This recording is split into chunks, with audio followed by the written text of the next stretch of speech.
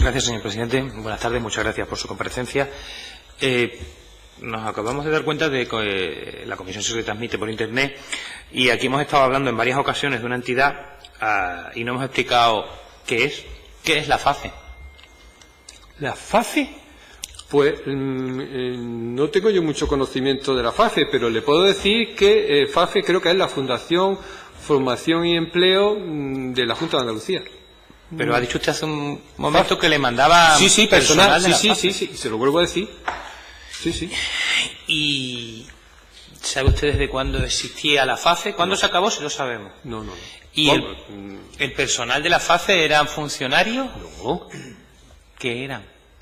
Pues eran personas contratadas por FAFE, Fondo de Formación y Empleo de la Junta de Andalucía, que venían y que a mí me venían estupendamente porque colaboraban en la gestión económica y en lo que hiciera falta y en la emisión de diploma pero no le puedo decir yo. ¿Y eso no es cesión ilegal de trabajadores? Ni idea. Ni yo entro, ni puedo entrar en ese tema, ni ¿Pero yo tengo... firmaban un convenio o algo? Yo le puedo decir, si yo no tengo...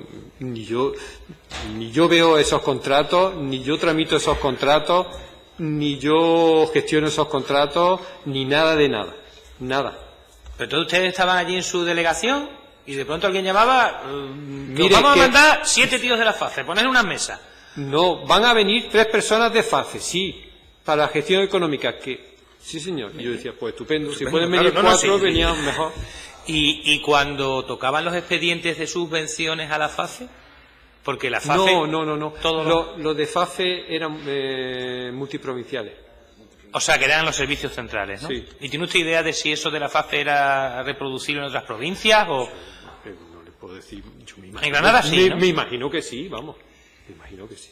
Pero vamos, que yo no tengo ninguna competencia en gestión de FAFE. Y le he dicho FAFE quizás de una forma así coloquial, ¿no? Yo se lo estoy preguntando porque en la comisión llevamos varios días, hemos hecho muchas preguntas. A veces la FAFE ha salido a la luz y se nos olvida siempre que hay público siguiendo las intervenciones por Internet y acabamos de darnos cuenta que el público no sabe qué es la FAFE. Sí. Pero bueno, si usted no nos puede explicar, ya aparecerá alguien que nos dé más detalle sobre la FAFE.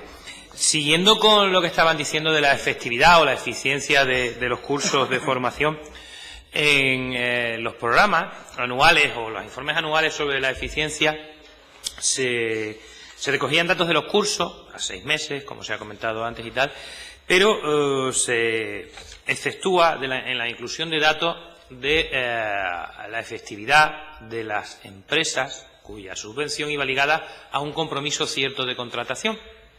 Usted esos datos sí los manejaban, ¿verdad? Eso era en relación con los cursos de compromiso de contratación. Yo tenía dado instrucciones, lógicamente, al Departamento de Gestión Económica para que se controlaran, claro, evidentemente. ¿Puede usted decirnos algo de eso? ¿De si eran cumplidos a rajatabla? Pues si no eran cumplidos a rajatabla, se minoraba el importe de lo que se concedía de anticipo. En Granada también hay que hacer hincapié en el sentido de que mientras que tenemos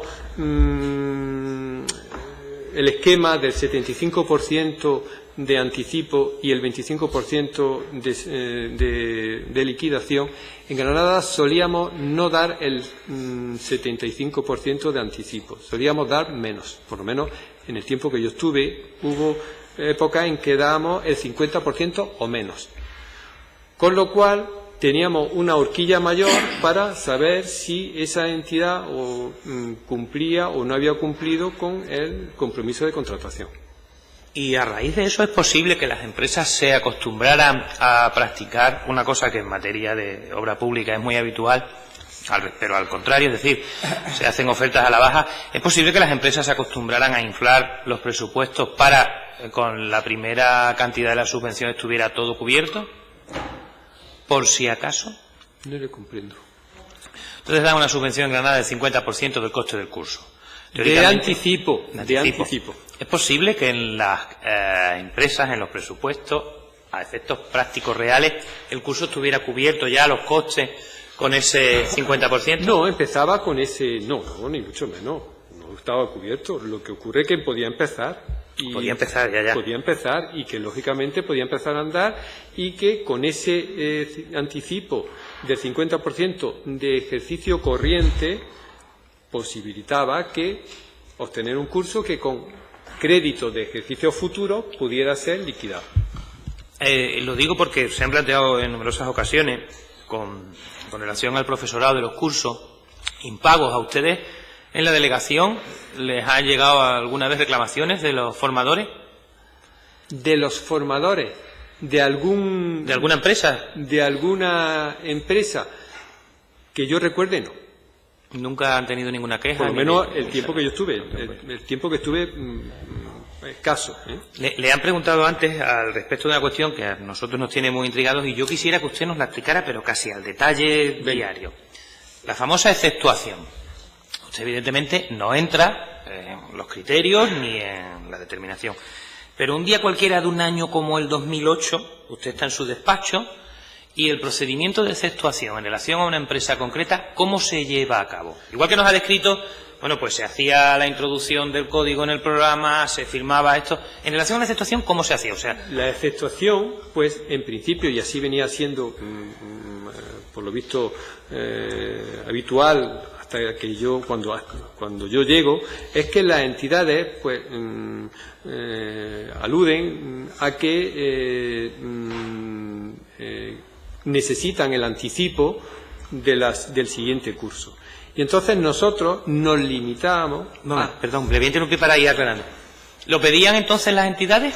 Sí, lo pedían en las entidades. Las entidades solían pedirlo, aunque no fuera incluso por escrito, lo pedían. Pero, o sea, no hay constancia por escrito de alguna entidad que pida... Que yo tenga constancia, a lo mejor algunas las pedían por escrito y otras no.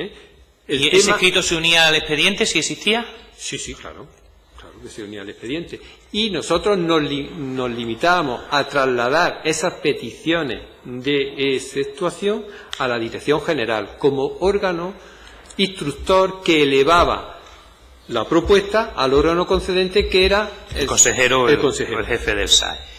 Bien, entonces esas empresas, supongo, pedían o solicitaban esas exceptuaciones una vez que habían en general presentado la justificación y atendiendo al sistema de funcionamiento que impedía efectivamente la colocación del famoso J si no se había cumplido la revisión correspondiente, que se debía a su vez al volumen ingente imposible de atender materialmente. Porque ya le habrán explicado que prácticamente, aunque el ejercicio presupuestario se concentra en el cuarto trimestre del año, que es cuando aparece la convocatoria, suele aparecer el tema del compromiso del gasto hasta el 30 de noviembre, tienen que hacerse los ADES para los anticipos hasta antes del día 30 de diciembre, se tienen que hacer los ADES de ejercicio futuro, en efecto sí, es cuando se concentra todo en el... ¿Y las exceptuaciones,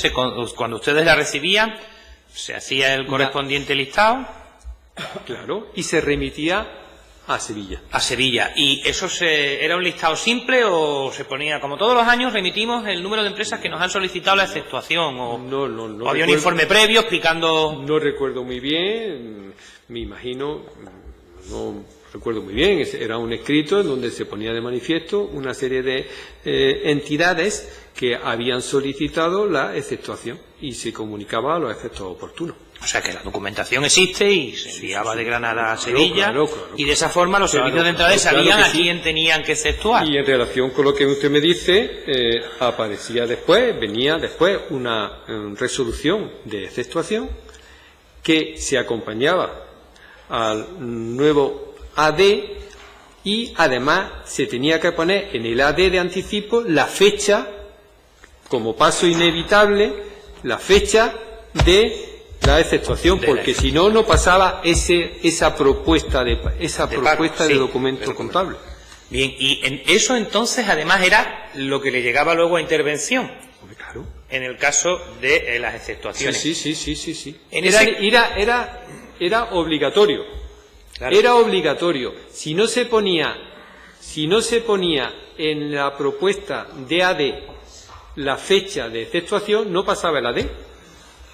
Y entonces el inspector, cuando se le mandaba, el interventor, cuando se le mandaba ese expediente con una exceptuación, sí, ¿le llegaba solo que existía la exceptuación o le llegaba la justificación contable realmente hecha? No, nada más que le llegaba la resolución.